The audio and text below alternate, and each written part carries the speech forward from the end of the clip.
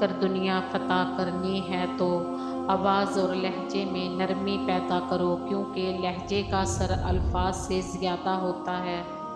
غصے کے وقت برداشت کا ایک لمحہ تمہیں ہر بار شرمندہ ہونے سے بچا سکتا ہے۔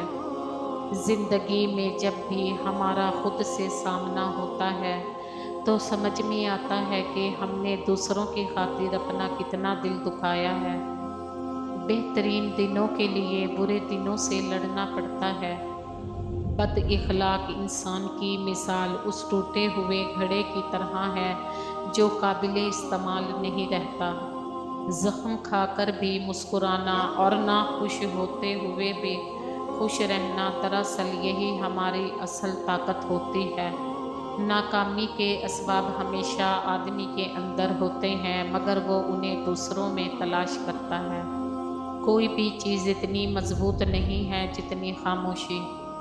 نصیحت تو سچی بات ہے جسے ہم کبھی غور سے نہیں سنتے، اور غیبت وہ بدترین دھوکہ ہے جسے ہم پوری توجہ سے سنتے ہیں۔ جس شخص کے اپنے خیالات خراب ہوتے ہیں، اس میں دوسروں کی نسبت بدظنی زیادہ ہوتی ہے۔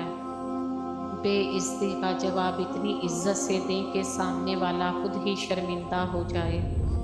غصہ ہمیشہ تنہا آتا ہے، لیکن جاتے ہوئے اپنے ساتھ ساتھ عقل، اخلاق اور شخصیت کی خوبصورتی کو لے جاتا ہے۔ اچھے کے ساتھ اچھے رہو، لیکن برے کے لیے برے مت بنو، کیونکہ تم پانی سے خون صاف کر سکتے ہو مگر خون سے خون نہیں۔ ہر اذیت کی ایک مدت ہوتی ہے جس کے گزر جانے کے بعد نہ تو درد کی شدت پہلے جیسی رہتی ہے اور نہ اسے سہنے والے انسان پہلے جیسے رہتے ہیں۔ جو لوگ سوال نہیں اٹھاتے وہ منافق ہیں، وہ لوگ جو سوال نہیں کر سکتے وہ احمق ہیں، اور جن کے ذہن میں سوال ابھرتے ہیں نہیں وہ غلام ہیں۔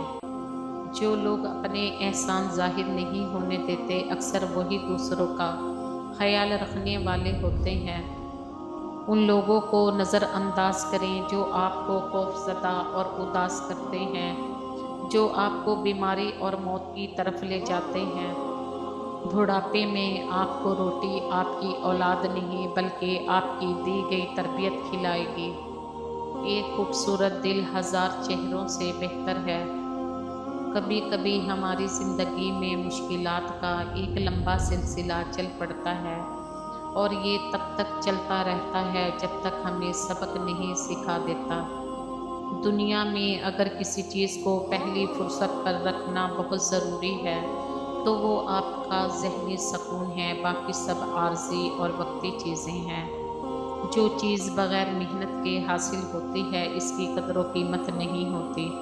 کوئی تم سے حسن سلوک کرے یا نہ کرے، تم اس سے اچھا برتاؤ کرتے رہو۔